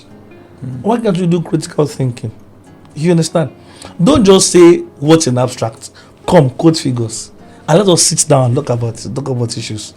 They don't bring up issues that we can debate. If anything, they will say, they spent Oyo State money on Oyo at 50. How can that be a topic of position? So Oyo at 50 a PDP affair. Is Oyo State PDP chairman the chairman of the program? Was the program behind the PDP secretariat? It is Oyo at 50. The chairman of the event is an APC member. Ajimobi's wife came. Ajimobi's son came. Ladoja came. Do you get it? So I'm like, why are these people this lazy and bring up issues? Let us be able to debate issues that has to do with the core of our state. Issue about governance. Anyways, that's your problem. It is my pleasure to see them with the sari. Using the words of the president. I say using the words of the president. It's like you really don't think much of people that are not very intelligent. Don't put you on the spot. No. I think a lot about persons, but if I think let me say you are not really very impressed with people that are not very intelligent. I am not, because I remember if you will talk to the people, if you have had responsibility of engaging the people, and you have to communicate with people, and a lot of lives and destinies are actually waiting for your word, you have to show that you have an edge over them, and that is brilliance and intelligence. You must be able to communicate your convictions easily and effectively. For example, you really will not see me answer people like I do Badon. I will not. There's one guy from UK. I don't mention those things, those people. You know why? I think that it would be an insult on my years of developing myself and education to think that there's people like that I want to be engaging. Because beyond what they read on social media, can you say, okay, this thing you write, let's talk about it. Let's have an empirical argument. Let's actually argue it. They cannot. Honestly, they cannot. When you look at them and say, your economy is in shambles. I've had it to Oyo State APC. Your economy is in shambles. And I say, okay, I agree. Let's talk about the economy. What do you understand about the economy? How does the government make money? What has happened to the economy? Okay, where did we miss the economy? Where is the economy now? Where do you think it will be in 1 year? They don't have that intelligence. And for me, it's an issue. Do you understand? And even the very few of them that seem to be intelligent, when you really sit down with them, you understand that what they have is surface knowledge. And if you are not doing, could that be a factor of the fact that they don't have access to information? When we were dragging the Ajimobi government, we were not dragging them from surface knowledge, right? You had your ways of getting the we had our way of getting information. Which includes civil servants. So that means they are also okay. You said you used the word lazy before. They are lazy. Which includes civil servants. Let me tell you what the composition in Nigeria, what APC like Mohammed did to Jonathan in 2015 is what they call practical opposition. Right? What Trump did to Biden and Larry Clinton, Kamala Harris, that is opposition. Do you understand it? Engage people and come with facts that nobody can controvert. I remember those APC town hall meetings headed by Fayemi and all. They were eating Jonathan from left, right, and center, and they make him look so incompetent, so clueless. The whole Nigeria started beating him. They came and said there was one day when SLS, Sanusi or CBN governor, they said there's one day that Aso Rock asked them to bring $40 billion. When I heard it, I said, do you people know what is $40 billion?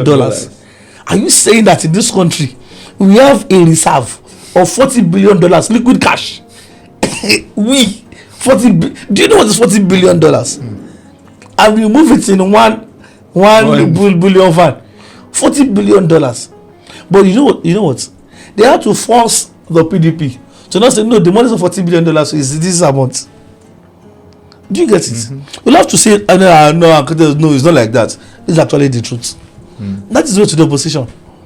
It will be my word against your whole word, right? It's unfortunate that the current people we have, and this is why anytime I want to respond to them through press release, I'll say that please let them go and get proper people who understand communication. For example, everything they are doing, I see loopholes, but I don't want to engage them because when you are having sex, if you've not ejaculated, you're enjoying it. By the time you ejaculate and then you are fine, will now respond. No problem. Honestly, no problem. But do you think your party is doing the same at the central? I agree. We are doing the same at central. I think that we can do better. For example, I think that what we have currently, nobody in your APC And I say this also responsibility. Nobody on APC will be willing to engage me on matters of governance.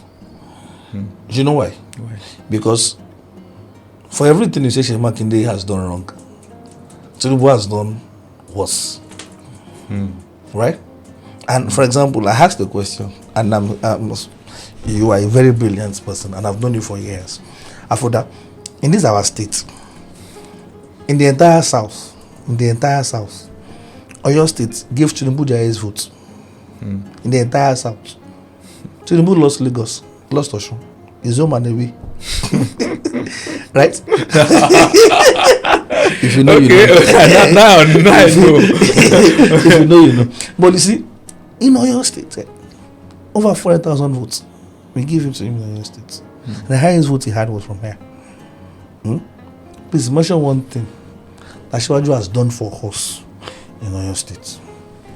That we can say, this is a compensation for the votes that we give to him. Mention infrastructure. What of the elevation of our airport? To international airport. That was actually started by Governor Seyi Makinde. It was not the Oyo State money, but the approval came from the federal government. Right? It was not federal government money. So I'm saying that let them come and tell us. The time I engaged somebody, one of them, very, very unintelligent guy, he said, Lagos about the expressway. I said, are you aware that I was in primary school inside that particular road? By Babalakin. And every government has actually laid claim to that particular road. I'm saying it, mention one thing. You cannot say, really, Buhari did rail for us. The Lagos Ibadan railway. Buhari Fashola did it for us. Mention one thing. Tinubu has done for us in Oyo State. That is almost completed in 4 years. It's the truth. Oh, you say I've had people, they say that Oyo State is collecting triple money. The money we are collecting has tripled allocation. I'm saying, please, can we be intelligent? The money they are sharing in federal government, federal government is not printing money to share. It is the money primus media economy is making. Everybody is making that we are paying as tax, right? So what they did, so all of this particular money, all of us pay. They will now bring everything together. Oyo State is the third largest contributor to VAT in the country. Other particular money will bring it together, right?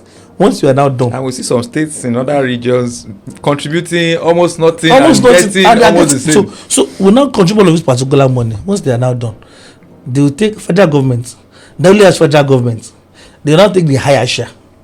They will now give state and local government 40-something%. They will take 50-something%, give the local government and state government 40-something%. You now see what the money you are giving us has tripled. And the money they are collecting to federal government has tripled now. Because we are sharing what is available. It is just simple common sense. But this APC, it's not only APC. The opposition party in the state, they are lazy. Do you have other positions? We have Accord now. We have ADC. ADC is not very pronounced in Oyo State. Why? They don't have one lawmaker. They don't have one assembly member. Wow. One of the PDP assembly they come to join them. Wow. Dearly, I mean. Honorable Dawood Olalere Dearly, I mean, but the Northwest. Wow.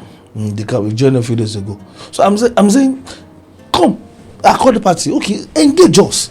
See, honestly, sincerely, I know I've said it before. After that, I want engagement on governance issues. Come with. This is what APC met. This is what APC left. This is what PDP did. This is where we are as a nation. If you can't come with that fact, if you come and say, Seyi Makinde has not done anything, I will hug you and say, maybe you have internal blindness. But for example, this environment, I've also realized that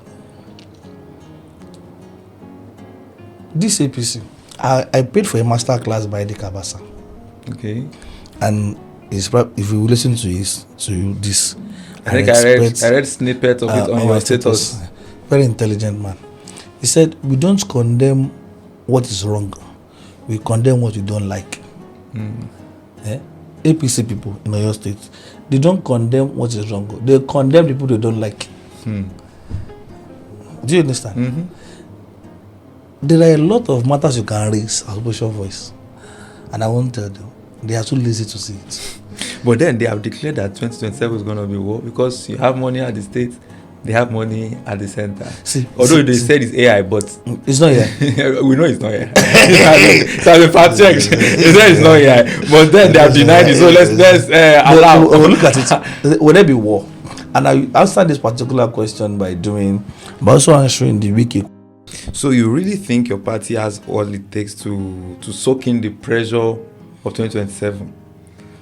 So when we start campaigns, we're not going to be campaigning with any other thing but what Seyi Makinde has done. So this campaign is going to be very similar to 2023 campaigns.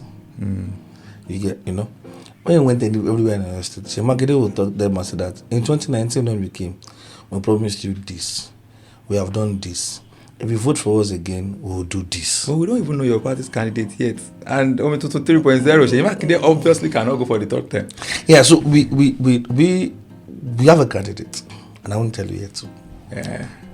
We've seen few billboards though, of 3.0. Yeah, there are a lot of billboards. Of 3.0. You still see more. But in fact, that's going to be one of the lucrative things to do these days. Just have a billboard banner anywhere, people will buy it. Interesting. Yes, there's going to be a lot of BOB. But I think that this particular 2027 elections is going to be a digital election. The most beautiful design will win. Graphic design, the most beautiful message will win. It's going to be a very engaging election. And that's that. And again, let me also say this: there will also, for presidential and national assembly election, there's going to be a very low voters turnout. But for gubernatorial election, there's going to be a very high voters turnout. People will come out to vote and say. So the vote will be about: are we okay with what Seyi Makinde has done? Because whoever we are, PDP is bringing, will campaign on Seyi Makinde's works, right? Whoever we are bringing. In fact, Seyi Makinde will lead the campaign. So that means Seyi Makinde will automatically become the godfather? No, he will become the leader. What's the difference between a leader and a godfather? Actually, you differentiated the other time. Seyi Makinde is your godfather. Alaji is my leader. So for me, godfather is, and let me also put this into context, because when Seyi Makinde says that I don't have a godfather, we don't really understand the context at which he's talking from. He's not saying that I don't have leaders. Ladoja is his leader. People that can offer guidance, mentorship. People that can say, "Oga, you are too fast. Oga, you are too slow." People that can ensure that you are stable. Do you understand? Now, godfather in the context of what the governor means is not people that will say we are sharing the state resources, or I'm also a security concern. Come on, we give security food. Like we used to have. Like we used to have. There's no way that will come and say, bring money here, or appoint this person. You must do this for this government. No, we don't have people like that. Seyi Makinde cannot become something like that. And people that do those things, go and check, they don't have other addresses. People like Wiki, they don't have other things apart from politics. Without politics, they are irrelevant. They are surplus to requirements without politics. Do you get it? And that is where it is very important that you understand the difference. The context of, I have leaders, I have spiritual leaders, ancestor money, Pastor Mayo money. People that will call me and say, "No, Michael, I've made posts before, fine post about 7 or 8 paragraphs." And Pastor Money called me and said, "Bele, delete it." I said, "I will delete it." Yeah, delete it. Even though it was painful, I will delete it. That's what leadership does. I've made posts on Alaji. He will say, "Michael, that post, go and bring it down. Bring it down. I'll bring it down." Do you understand? And those things, they are not from a place of control. They're from a place of guidance. When our fathers will say that, what an elder sitting down, if a child climbs on the local tree, cannot see it. Baba, it is true. Now that we are old, we know it is true. Sorry. Now that we are becoming old, we know it is true. You get it? I look at a lot of young persons in their 20s, early 20s, and like instead of relevant around, I say, I wish you would understand. I think I've had that feeling too recent time. When people are saying they want to do this, and you're like, "Don't do this." No, but to them, really like, you don't want me to explore. You don't say, "Don't do this." We know it. We know. I know where it will end. There's something. I play around TikTok a lot. And so I was on TikTok recently, and a particular live session on TikTok. And they were saying, but like, what will you tell to if there's anything you want to tell on Valentine's Day, what do you tell people that are not married? That I'll say, leave sex alone. If you're not married and you're single, and you have somebody that you actually love in a relationship, leave kissing alone, leave sex alone. Do other things that bring intimacy apart from sex. Because sex will distract you. If the sex is good, you will not be able to see, you will not be able to notice flags, either green or red. Because that sex will be a distraction. And I'm able to say this because now I'm married. I understand that there's more to marriage than sex. In fact, now they still come and do, you say, I'm not doing it. I'm not doing it. That's the topic you don't want to. Yeah, no, I'm not doing it. Yeah. You know, so really, that is the balance. Now, but if when I was younger, and I say,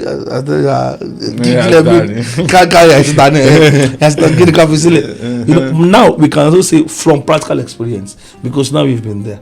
You know, all of those uncle that used to see us, what's the lemon want you? Now, our own younger people want to go to lemon want you.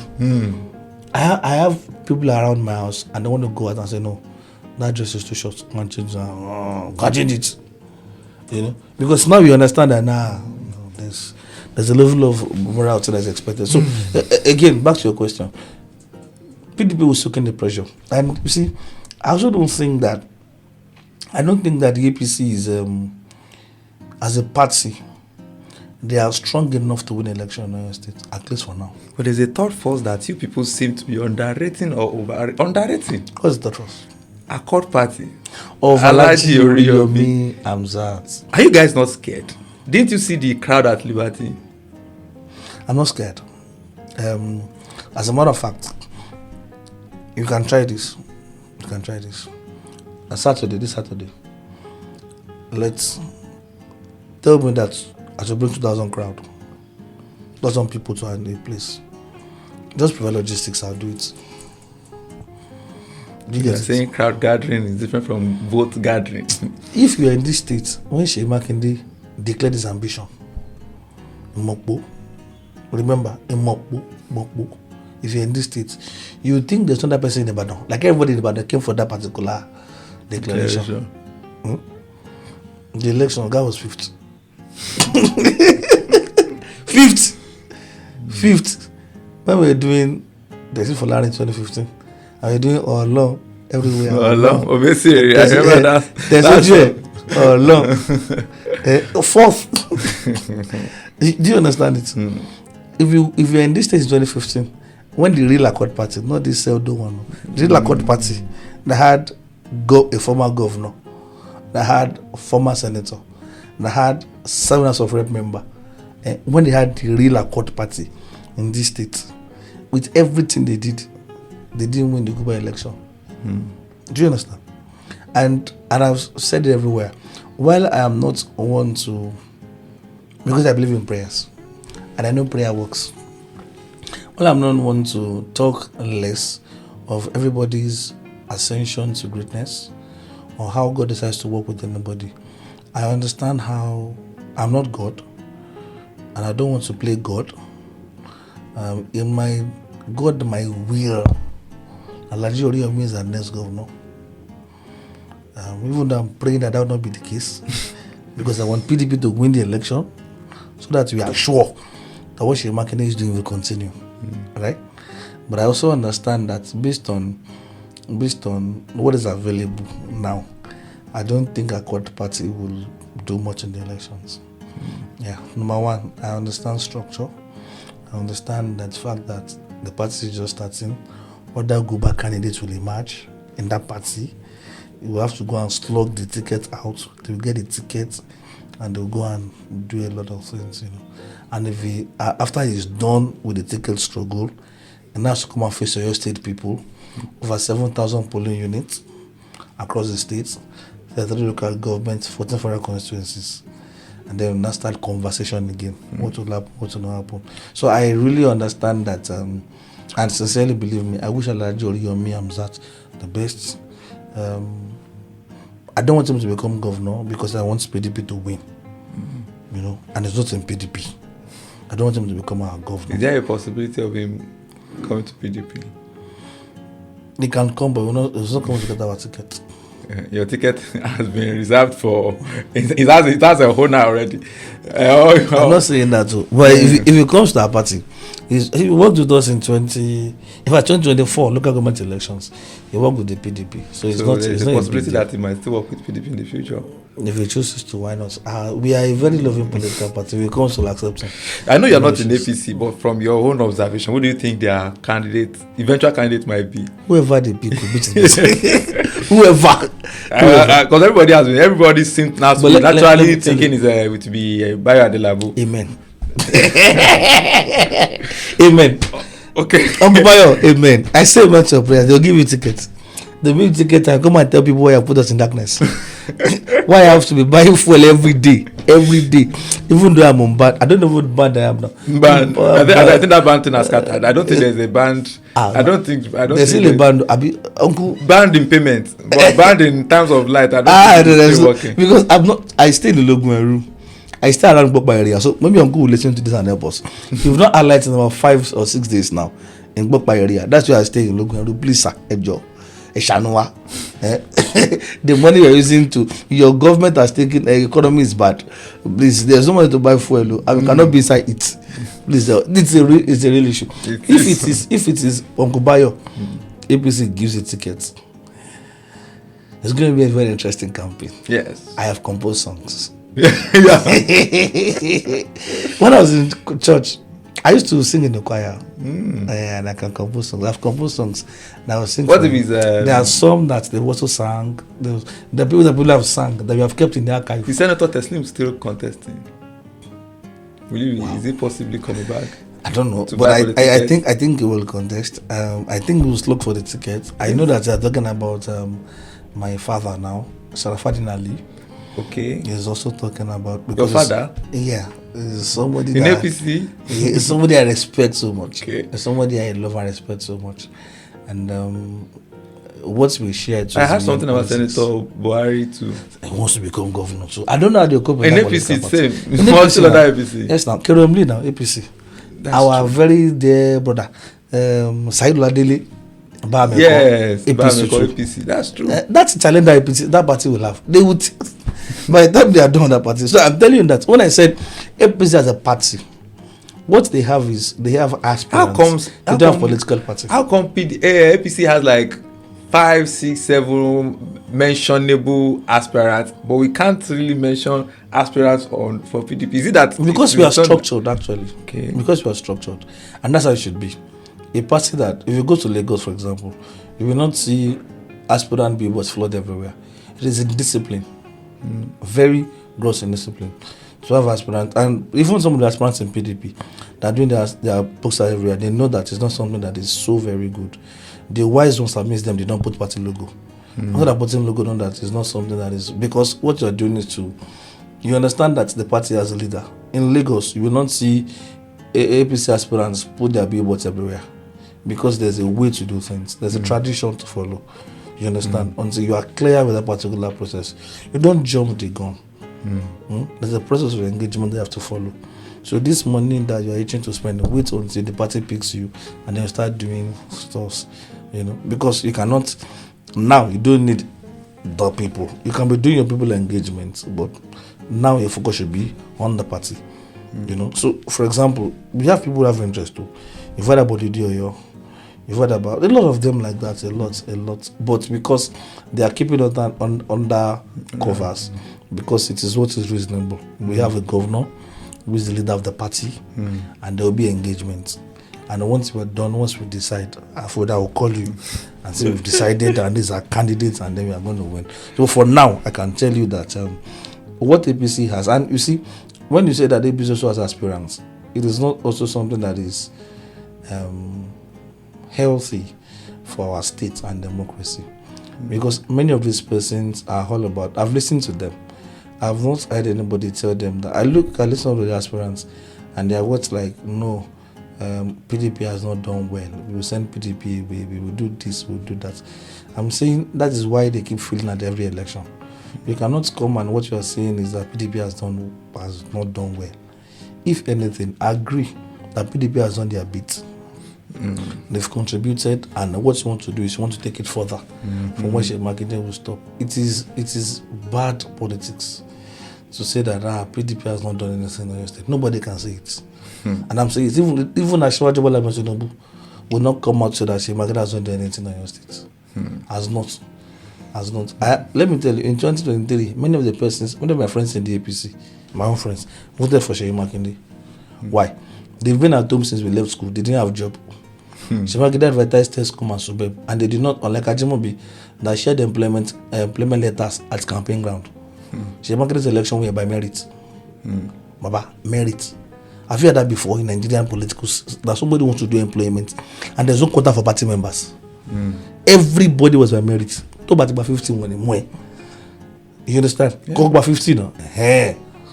You know, there's no. If your surname is Makinde and you are the governor's child, if you score 49.99, you will not be considered.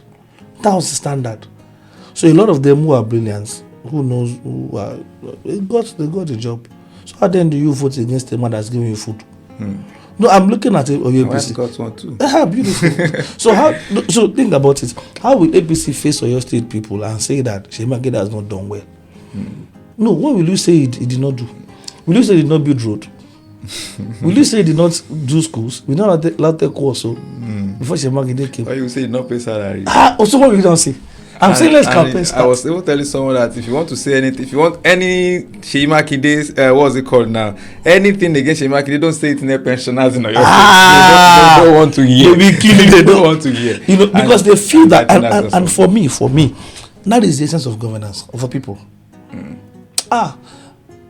May God bless GSM. Other people, I have had the privilege to, if people like us were here in Ajimobi's government, we probably would have had buildings and houses everywhere. You know, I would not be staying in Ulugunru. Maybe be staying in maybe a road room or Kolakoshola, any of these estates.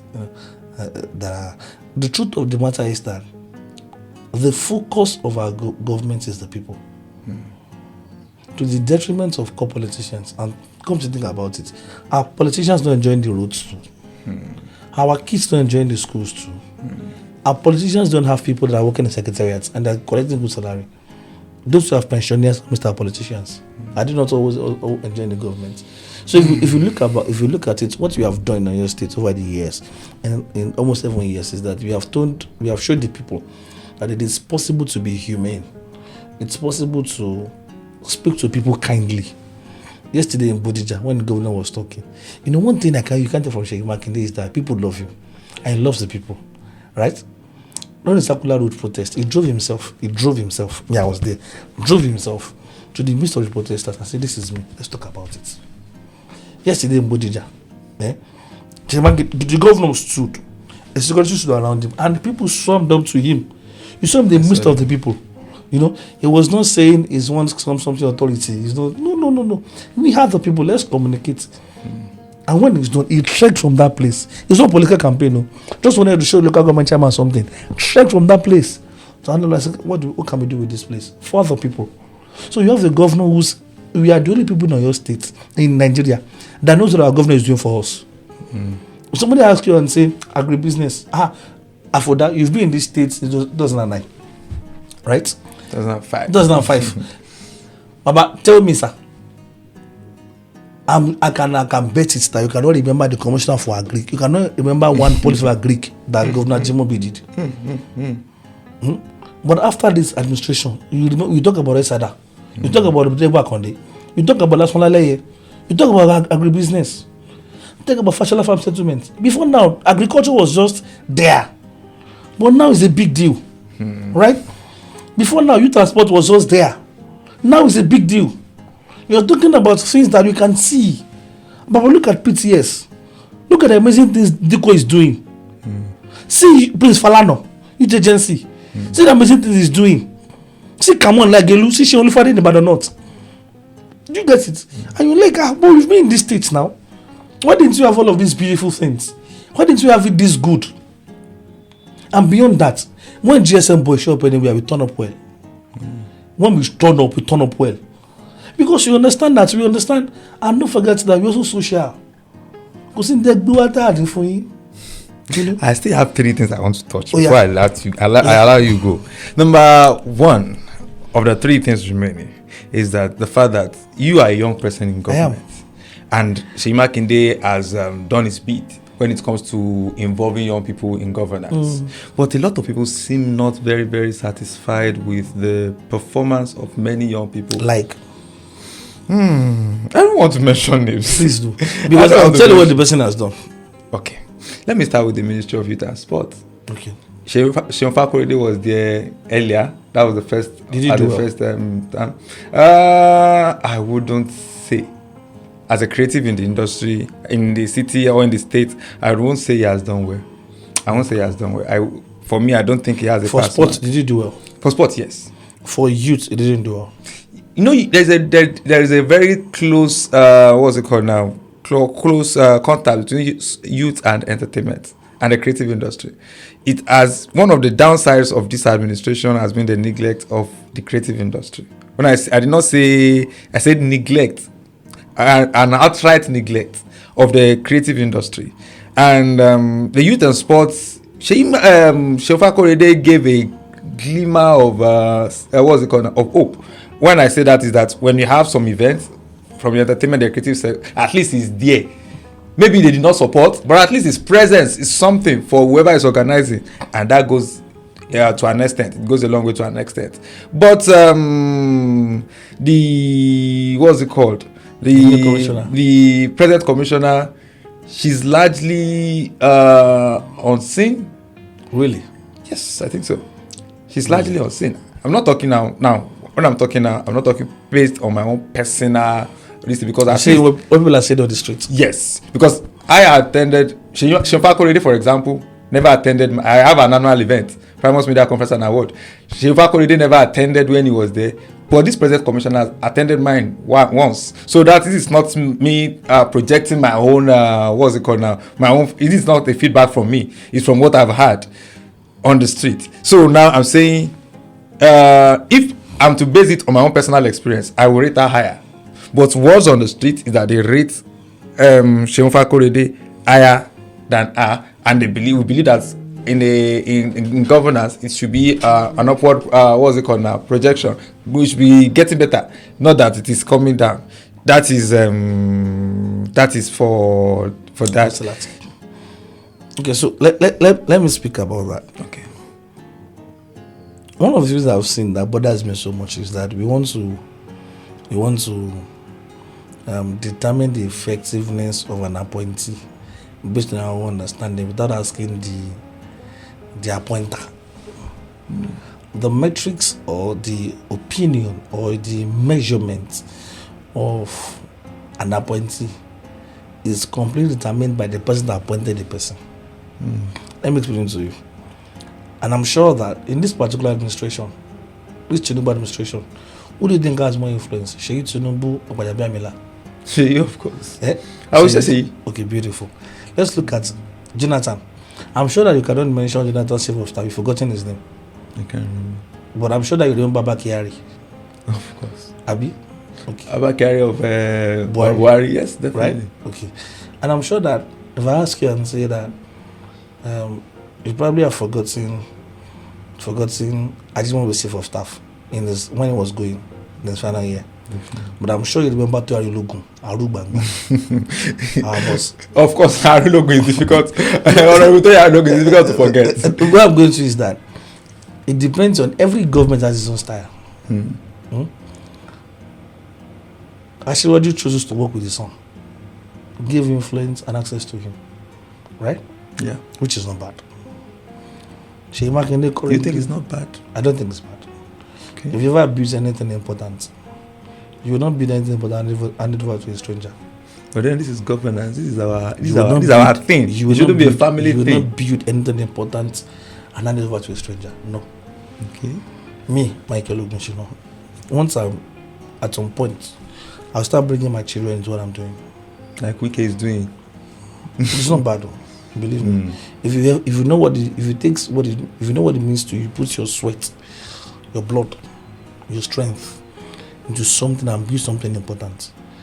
You also want to let your children. That's why it's called legacy. But it's not a topic for now. Now, so every government has their own style of operation, right? So let me explain to you. In Governor John-B's time, the first lady had influence, even over contracts.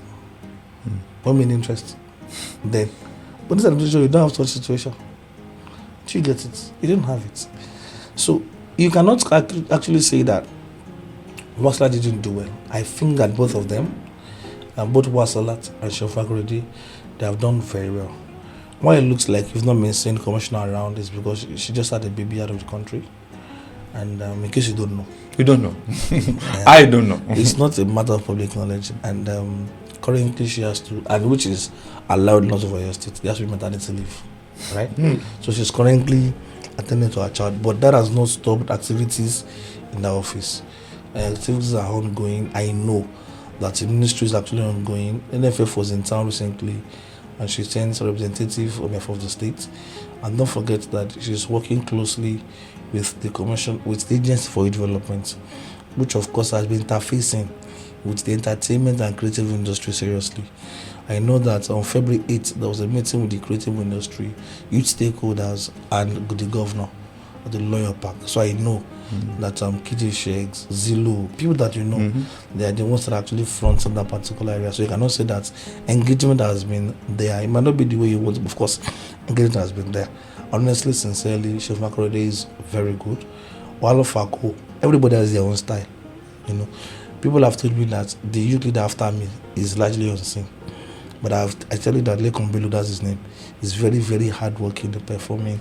He's a man that likes to work behind the scene. And when he's done show, but for me, when I'm working, I want to carry people along. So everybody has their own uniqueness. While Shofakorede, Fako, one Fako has his own sophistication, excellence in the image, you know. Wasilat is strong in local engagement, what is happening to you, personal relationship, you understand. While Fako likes to bring everybody together, you know. Wasilat likes to engage people individually, what is happening, how do we sort this? But they are both solution driven. They are both working for Governor Seyi Makinde, and they have both contributed in no so much. You understand that you cannot all be the same. We cannot all reason the same way. What is important for us is that we must work for our principle. And for example, the longest serving chief of staff in the history of Oyo State is our current chief of staff, who by the way just got his PhD. Very intelligent man. You see, even Governor Jimobi, they don't use the chief of staff this long. But if today, if anything happens and Ogun has to be replaced, it will go down as the most successful chief of staff in the history of Oyo State. Why? Because that is how the governor chooses to operate.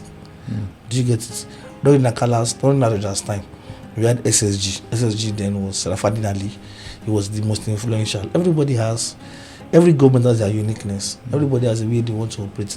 And that's why I started the fact that... No. During Ladoja. Okay, okay. Yes. When he was governor, SSG was Rafadin Ali, and he had influence, he had access then. You know, so for me, those are the things that are actually very important. You know, you look at things from here, so every government has their own uniqueness. So when you say young, and also let me tell you this, for the very first time in Oyo State, young people are taking up important positions. Yeah. You know, I'm not talking about our youth in governance. You can put them SC. Baba. PTS, a young person is in charge. PTS, OISA, Savings and Advertisement Agency, Water Corporation, a young person is in charge. But not local government, local government. These are not just people where you should just put anybody. Young people who are less than 40, who are smart and intelligent. Look at how the guy in OISA, Ajanoku, has changed the face of things there. Sure. See, do you have changed the face of things there? You know, look at when you have time, go and see what Deko is doing in PTS. Better transport services. He has completely turned around that place. Completely. So now you can actually enter an Oyo State bus to Abuja to Lagos. That bus has Wi-Fi, has AC. Sometimes we serve complimentary water. The young people that Seyi Makinde has given privilege to, they are not just positions for giving youth sake. They are critical positions. The SSA special duties to Governor Seyi Makinde is less than 30 or about 30 years. Olade Ajebola, phenomenal young lady, doing amazing things. Do you get it? And look at myself. In my early 30s, I'm already in the party leadership. Strong member of the party leadership. That's what Seyi Makinde does. Don't just give people a opportunity. Empower them to be effective. So there's the empowerment to be effective. In my local government, I'm a critical political stakeholder. I am. Which government is that? But I'm not local government. But nice critical political stakeholder. I don't have a local government chairman who less than said. Look at the assembly. Debo Gundoyin. Debo too. I've heard a lot of stuff about Debo Gundoyin too. What? See, yesterday I was in Barakpa.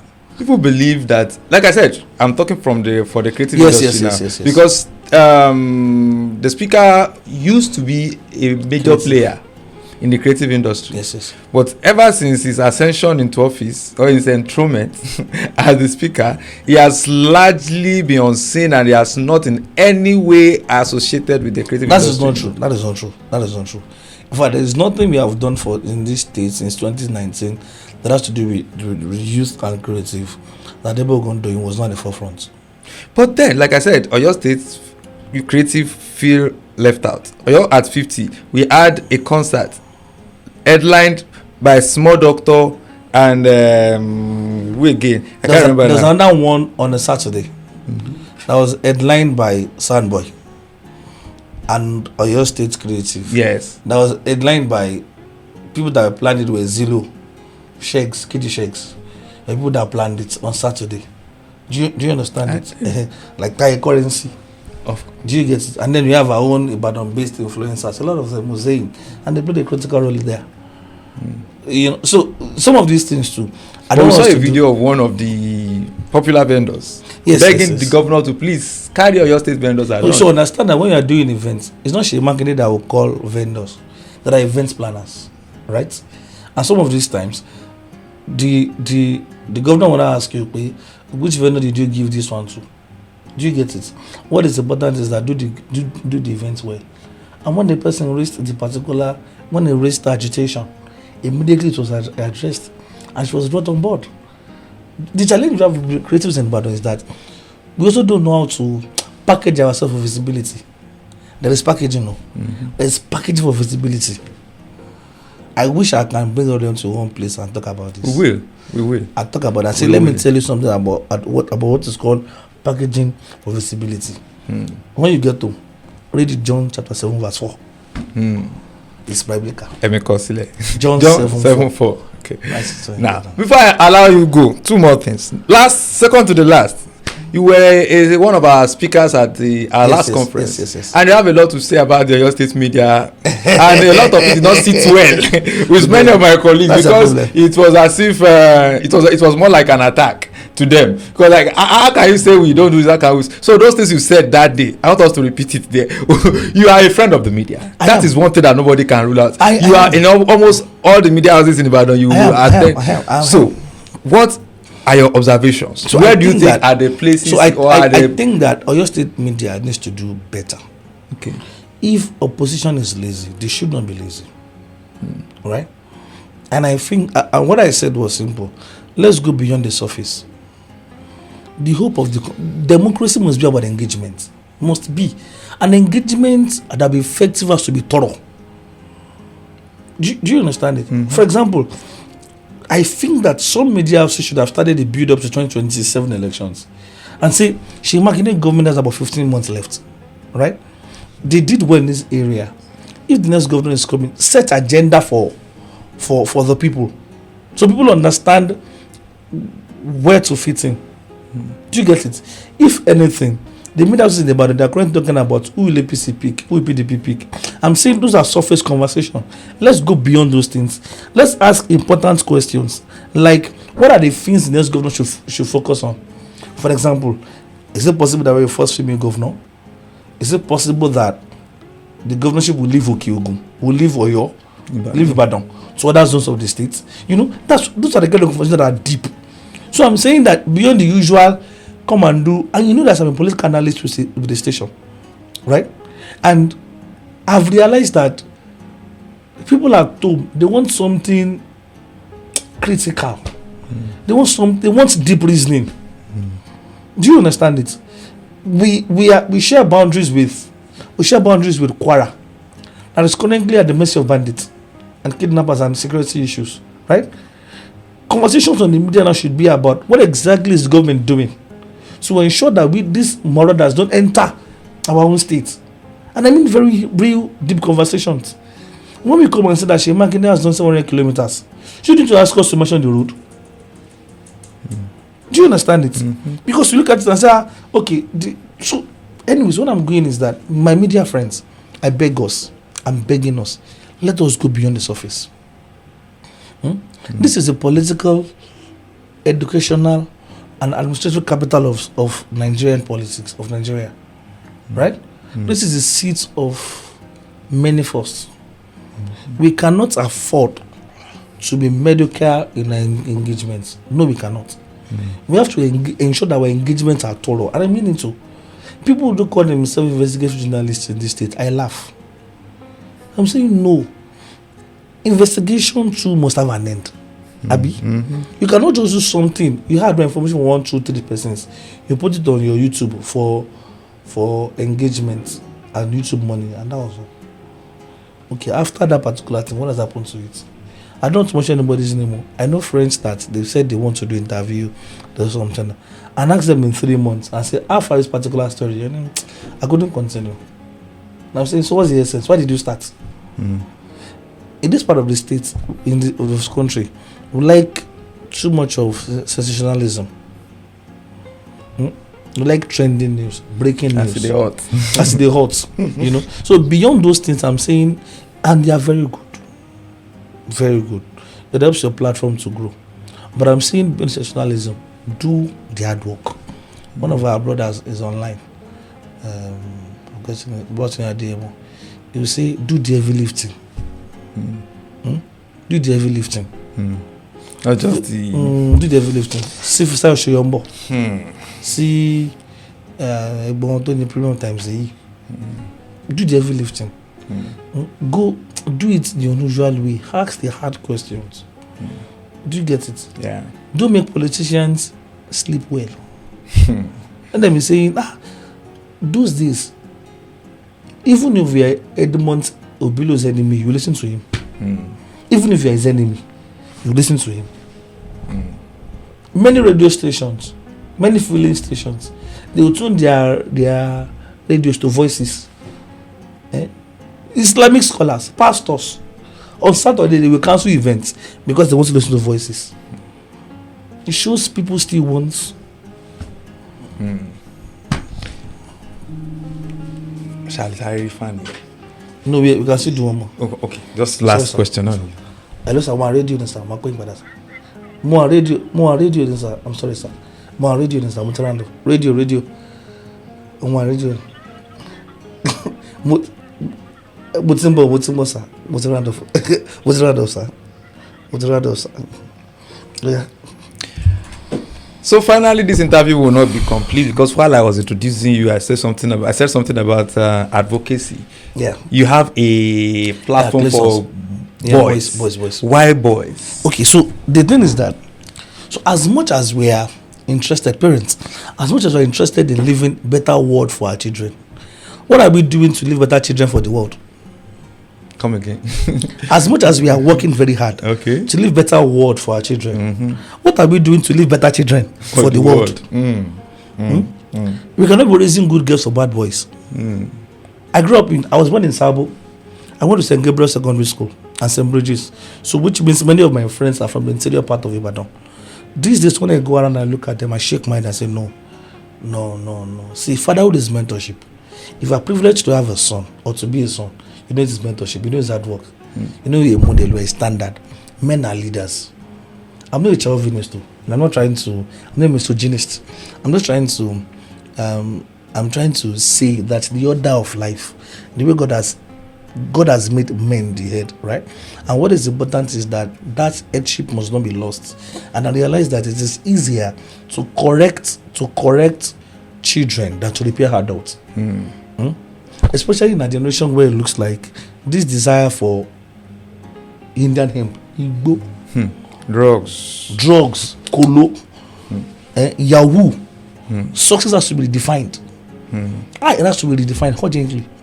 When I was growing up within Ibadan, between Oduona and UI, there were only 2 lounge. Oduona to UI. Wow, I'm sure that in Oduona alone now you have more than 4 or 5. Come out to so from UI, it's even countless. Do you get it? Today, it bothers me. And if you look at some of these people that practice, some of the small boys, 18, 17, 16, you see them on TikTok.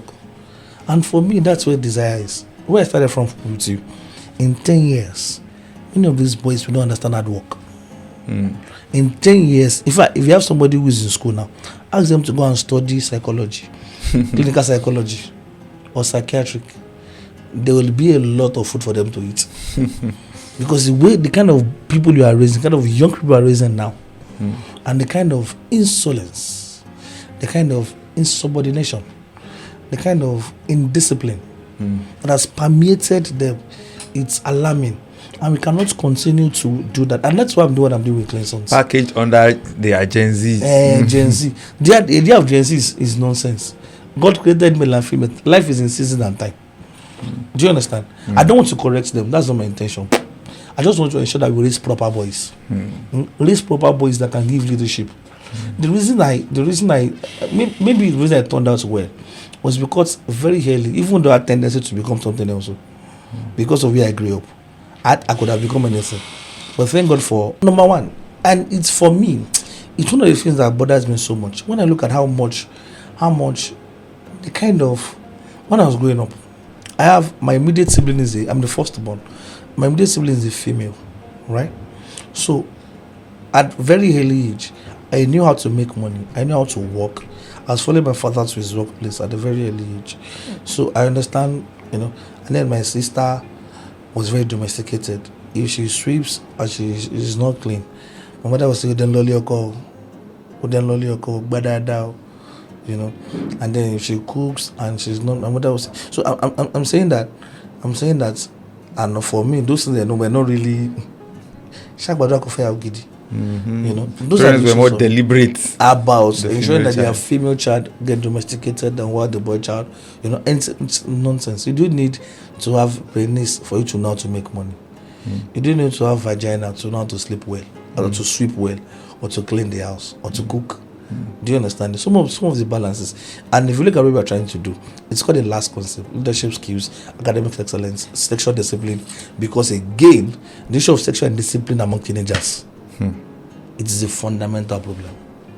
So sexual discipline and spiritual knowledge.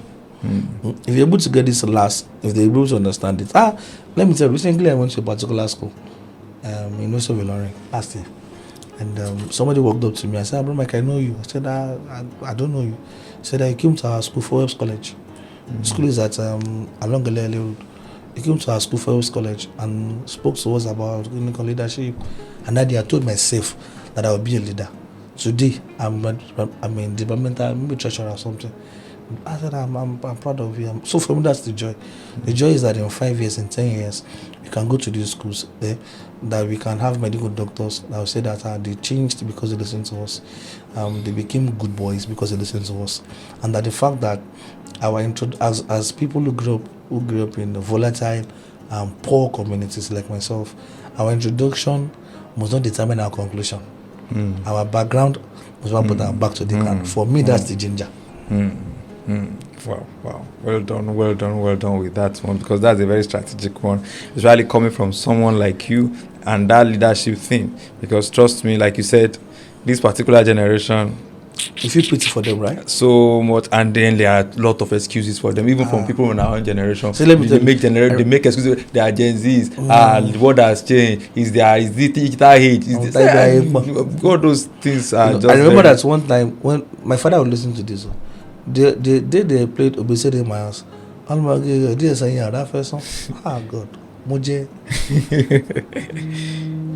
Yabaje. But guess what? Now, the way the kind of songs, there was one that I know.